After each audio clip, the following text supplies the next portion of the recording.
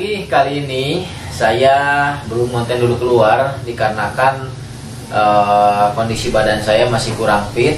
Apalagi kemarin pasca tergigit oleh ular kobra Jawa yang ada di hadapan saya ini. Tuh lihat. Itu agresif kan, woy? Lihat. Itu ular kobra Jawanya, si pelaku yang kemarin menggigit bagian jari telunjuk tangan kanan saya, teman-teman. Nah, jadi kemarin posisinya itu, tapi ini agak sedikit membengkak juga, lihat tuh. Sebetulnya ini pasca udah 48 jam, teman-teman, dikarenakan kita harus memantaunya sampai dengan batas waktu seperti itu menurut catatan dan menurut langkah-langkah yang saya ketahui ketika kita melakukan proses imobilisasi atau penanganan gigitan ular berbisa. Kita harus memantaunya sampai 48 jam. Kalau misalnya dalam waktu tersebut tidak ada fase yang masuk ke fase sistemik, berarti itu aman, teman-teman. Apalagi kenapa saya tidak membidainya? Sebetulnya kemarin itu kita pas pulang itu juga dibidai, teman-teman. Cuman nggak direkod sama kamera aja, terus sampai di rumah juga sudah dibidai. Tapi karena memang saya merasakan ini adalah gigitan kering atau dry bite, jadi saya melepaskan imobilisasi tersebut atau pembidaian tersebut karena memang saya rasa ini tidak masuk ke fase sistemik. Dimana kita ketahui ketika kita tergigit oleh ular berbisa, ada dua fase yang akan kita alami, mulai dari fase lokal dan fase sistemik. Fase lokal biasanya hanya efek yang ringan, teman-teman, mulai dari mual, terus pusing, serta ada sedikit pembengkakan, tentunya juga disertai rasa sakit, teman-teman. Tapi kalau memang sudah masuk fase sistemik di sini adalah fase yang memang sudah menuju ke kondisi yang sangat parah, bisa seperti muntah darah, terus napas juga terengah-engah atau sesak, lalu pendarahan terus keluar dari area yang tergigit. Nah, itu juga sudah masuk fase sistemik. Apalagi kalau misalnya ada keluar darah dari mata, dari telinga, bahkan kencing darah, itu memang sudah benar-benar memasuki fase sistemik, teman-teman. Tapi karena kemarin saya itu memang merasakan hanya dry bite atau gigitan kering saja, jadi efeknya juga hanya sekedar mual aja, teman-teman, nggak sampai muntah-muntah begitu parah. Cuman memang agak sedikit mengalami pembengkakan di area tangan saya di bagian telunjuk, tapi ini aman. Nah, jadi saya juga di dalam video kali ini ingin sedikit menjelaskan, terus memberitahukan juga lah. Ini menambah wawasan juga buat teman-teman, mungkin karena di daerah kita, khususnya di Indonesia, setiap orang memiliki trik ataupun caranya masing-masing untuk melakukan pertolongan-pertolongan, baik itu ular ataupun hewan-hewan berbisa lainnya, teman-teman. Karena sejauh yang saya ketahui, sejauh yang saya alami ketika saya menolong orang-orang yang tergigit oleh ular berbisa, apalagi di perkampungan, biasanya saya melihat ada pertolongan ataupun tindakan-tindakan yang biasanya di luar nalar, teman-teman. Nah, contohnya, salah satu contohnya adalah ini yang bukan di luar medis ya, teman-teman, tapi nggak tahu lah ini berfungsi atau manjur atau enggaknya. Ini ya saya kembalikan lagi buat teman-teman semuanya, tergantung kepercayaan kalian masing-masing. Yang ingin saya sampaikan, yang pertama, kalau misalnya kita tergigit oleh ular berbisa, ini wawasan juga ya, teman-teman. Ini mah hanya menyampaikan aja pengalaman saya ketika di lapangan menemukan hal-hal seperti ini. Ternyata ketika ada orang yang tergigit oleh ular berbisa, yang pertama biasanya kadang-kadang menyuruh kita untuk beli biji asem. Si biji asem ini, asem Jawa ini, katanya kalau misalnya kita tergigit di bagian tertentu tinggal kita tempelkan, karena biji dari si asam Jawa tersebut bisa menetralisir bisa ular tersebut dan bisa menyedot si racun dari ular berbisa tersebut, teman-teman. Jadi katanya itu yang pertama, pakai biji asam Jawa. Tapi saya nggak tahu ya itu berfungsi atau enggaknya. Cuman saya lihat di lapangan seperti itu, coy. Ada kasus yang seperti itu. Setelah asam Jawa, kalau tidak salah ada lagi pakai kayu stigi, teman-teman. Jadi kayu stigi ini adalah salah satu kayu yang katanya kayu sangat istimewa, bahkan kadang-kadang bisa menangkal sihir dan lain sebagainya. Kadang-kadang juga ketika kita tergigit oleh ular berbisa, bisa ditempelkan oleh kayu stigi tersebut di bagian yang tergigit, dan itu juga bisa menyerap ataupun racun yang ada di tubuh kita, teman-teman. Dan itu juga ya terjadi di lapangan, teman-teman. Bahkan ada juga kemarin terakhir saya lihat di kasus yang saya tangani. Jadi ada salah satu orang yang tergigit oleh ular welang. Jadi beliau itu menggunakan anak ayam. Si anak ayam itu dibelah dua, lalu si anak ayam tersebut itu ditempelkan di bagian tangan yang tergigitnya, teman-teman. Nah, itu juga katanya bisa menyedot bisa juga memindahkan bisanya itu ke si anak ayam yang telah dibelah tersebut. Jadi beda-beda, teman-teman.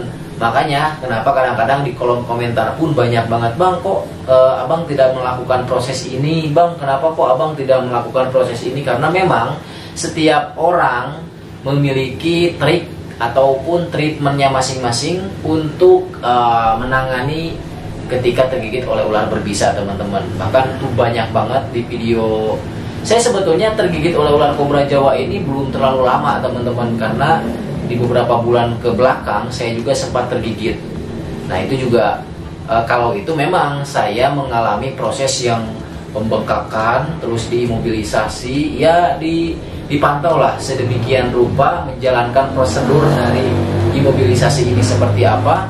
Dan kalian juga bisa simak video ketika saya tergigit oleh ular kobra Jawa di beberapa bulan ke belakang, karena sudah kesekian kalinya saya tergigit oleh ular kobra Jawa. Dan kalian bisa simak dulu video berikut ini, teman-teman. Justru karakternya kalian juga bisa lihat di video sebelumnya, itu karakternya benar-benar beringas banget. Yang mana pas saya akan rilis, ular tersebut menggigit bagian tangan kiri saya pas dekat dengan area jempol, ketika saya terpleset di area yang licin lah, teman-teman. Karena itu posisinya kan saya sebetulnya mau ngejauhin dia dari jalan raya, tapi yang pada akhirnya yaitu yang namanya kecelakaan tidak bisa kita prediksi, coy. Terus ya untungnya kemarin kita juga memang karena sudah beberapa kali mengalami gigitan ular berbisa. Kemarin terakhir kita tergigit sama ular viper tanahnya, ular bandotan pohon. Nah, itu juga sama, yang pada akhirnya cuman kalau yang sama ular viper itu nggak terlalu ke rekod pas bagian menggigitnya. Kalau yang kemarin benar-benar kelihatan, ternyata sarung tangannya itu tembus sama taring si ular kobra Jawa. Nah, sekarang kita coba lihat dengan secara detail bagian yang tergigit. Nah, ini sebetulnya sengaja saya masih diimobilisasi, walaupun ini sebetulnya sudah lewat di fase 24 jam lah, teman-teman. Karena untuk melihat aman tidaknya efek dari gigitan ular berbisa itu sebetulnya setelah lewat 48 jam, kalau tidak ada gejala ke fase sistemik, baru itu sudah memasuki fase yang aman. Nah, itu teman-teman, kalau itu karena memang saya tergigitnya bukan dry bite, artinya gigitan dalam. Jadi saya melakukan proses imobilisasi, dan bahkan memang efeknya pun bisa kalian lihat tadi di video bahwa itu mengalami pembengkakan yang cukup lumayan serius. Tapi alhamdulillah berkat imobilisasi ini saya bisa selamat, teman-teman.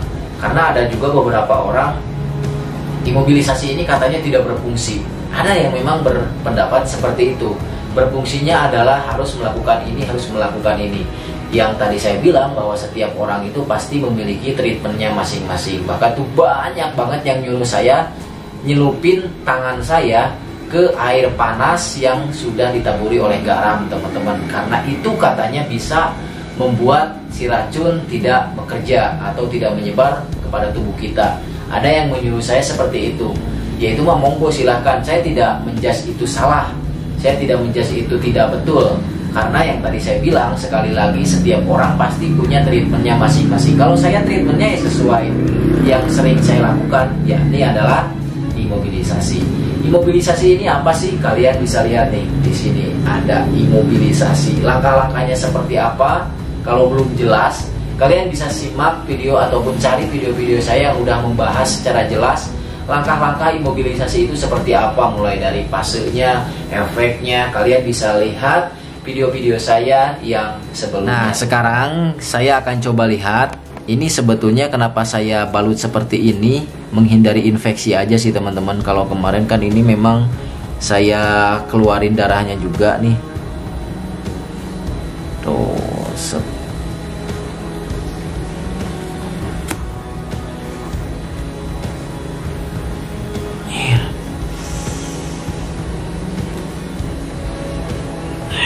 Tuh udah kering coy. Tuh lihat, kemarin tuh di bagian sini nih.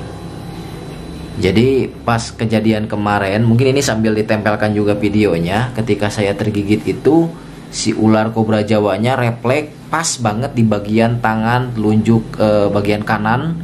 Dan itu sebetulnya kalau misalnya saya refleksnya kurang, pasti ular tersebut akan mengunyah ataupun menempel di tangan saya. Tapi karena memang refleks saya itu cepat, jadi saya hanya mengalami luka goresan, dan ini pun hanya 1 taring teman-teman. Beda lagi ceritanya kalau misalnya 2 taring atau mungkin nancep di bagian tangan saya, itu beda lagi teman-teman.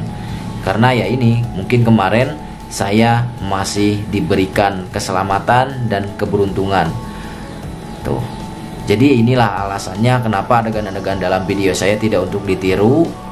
Apalagi ketika orang-orang yang mungkin tidak pernah berinteraksi ataupun bahkan jarang berinteraksi dengan hewan-hewan buas ataupun ular-ular berbisa seperti ini, saya sarankan, saya harapkan kalian tidak pernah mencobanya di rumah teman-teman. Karena ular sejatinya memiliki karakter yang berbeda-beda.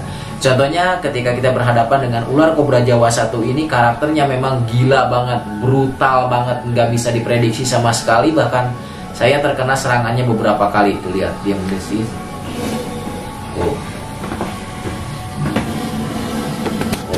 Sebetulnya kemarin tuh saya tuh pengen ngebuktiin teman-teman, suruh dia. Kenapa saya provokasi? Jadi itu bukan semata-mata tidak ada alasannya teman-teman. Saya provokasi biar si ular kobra Jawa ini tuh menyemprotkan bisanya coy. Nah setelah dia menyemprotkan bisa, itu yang ingin saya bahas, itu yang ingin saya perjelas dan ingin saya buktikan terkait efek ketika si ular si bisa tersebut itu terkena kulit kita, apakah akan berbahaya atau tidak. Itu yang kemarin ingin saya jelaskan teman-teman. Cuman karena memang yang tadi saya bilang, kecelakaan tidak bisa kita prediksi kapan aja, di mana saja, terhadap siapa saja. Jadi ya saya tergigit coy di bagian telunjuk bagian tangan kanan. Tapi nggak apa-apa, itu juga merupakan sebuah pembelajaran buat saya pribadi. Dan juga di video kali ini juga ya tadi saya sedikit membahas beberapa treatment ataupun trik-trik orang-orang ketika tergigit oleh ular berbisa. Makanya jangan aneh teman-teman kalau misalnya ketika kalian melihat di lapangan ataupun khususnya di perkampungan, ada orang-orang yang melakukan treatment yang tadi saya sebutkan. Bahkan mungkin bukan hanya itu saja. Di luar sana pasti masih banyak cara-cara tradisional ataupun cara-cara orang-orang zaman dulu ketika menangani gigitan ular berbisa. Lalu kenapa sih saya sekarang menggunakan treatment imobilisasi ini? Karena memang treatment imobilisasi ini sudah dilakukan oleh WHO sendiri teman-teman. Jadi bukan semata-mata oleh saya sendiri, tapi ini sudah menurut beberapa ahli, sudah melakukan juga beberapa penelitian, dan memang inilah hasilnya. Salah satu hal ataupun langkah pertolongan pertama untuk meminimalisir ya teman-teman, dan ini tidak juga menjamin akan 100% sembuh ketika tergigit oleh ular berbisa, karena ini adalah satu hal first aid atau pertolongan pertama ketika tergigit oleh ular berbisa. Selebihnya kita harus berkoordinasi dengan pihak rumah sakit setempat, dengan tim medis setempat untuk mencapai kesembuhan yang lebih lanjutnya lagi teman-teman. Nah itu saja mungkin untuk video kali ini. Jadi setelah saya lihat dan setelah saya pantau, alhamdulillah walaupun ini dry bite, tapi tetap aja ada efeknya teman-teman. Tidak bisa dianggap remeh begitu saja. Oke, mungkin untuk video kali ini itu saja. Nantikan video kami selanjutnya.